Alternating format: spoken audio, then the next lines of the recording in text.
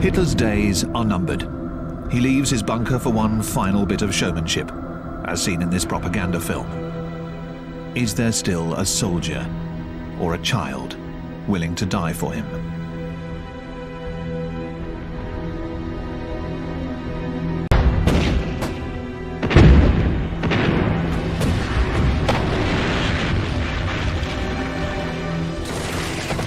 The war left some 50 million dead, most of them innocent civilians.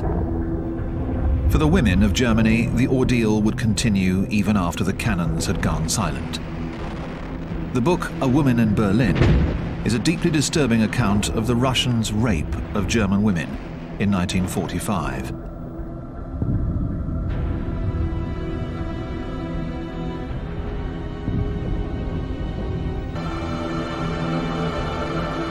Take advantage of the fact that the German left is splintered, and it even seems like Hitler, with his raised fist, revolutionary salute, wants to get on their good side.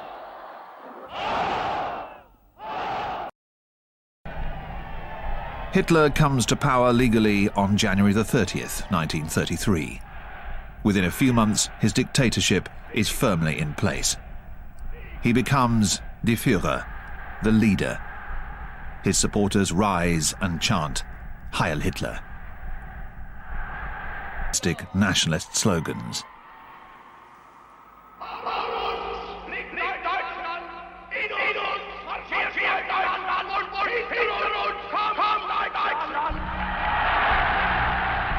And he eventually wins more and more people over, for he has a remarkable power of persuasion over the masses. Being one of the embittered veterans of the First World War, his first mission will be to destroy France, to wipe out the humiliation of the Versailles Treaty of 1919 that stripped Germany of its army and part of its territory. Conquer what he calls Lebensraum, living space. Germany has a population of 80 million, twice that of France. He wants to make Germany the world power that it deserves to be. Lastly, Hitler takes on the mission of bringing all German-speaking peoples into the Reich's fold, beginning with those of his homeland. The Anschluss. Austria is annexed and immediately submitted to the same reign of terror as Germany, with the opening of one of the most infamous concentration camps at Mauthausen, near Linz. Which country will be his next victim? Neighboring Czechoslovakia, where there is a German population, the Sudeten Germans. But the country is recognized as an independent state by England and France.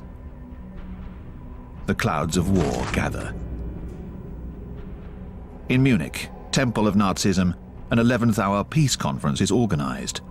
On one side, Adolf Hitler, who is becoming more and more frightening, and his ally, the Italian dictator Benito Mussolini. Mussolini, the founder of fascism, an indoctrination of an entire nation, from childhood on. On the other side, the Western democracies, victorious but exhausted from the Great War.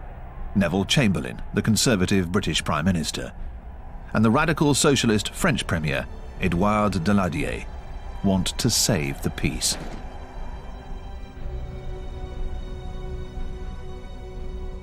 They end up accepting the unacceptable. They give up the Czech province of Sudetenland to Hitler in exchange for his solemn promise to make no more claims on another European territory.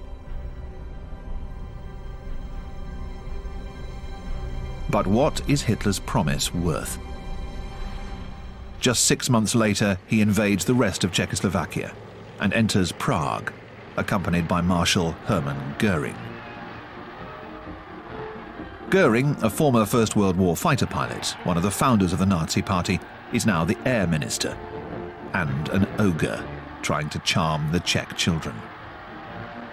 Hitler no longer needs the excuse of reuniting German-speaking people. The powerful Czech industry will be working for him. Why shouldn't he take advantage of it? The Allies let him get away with it.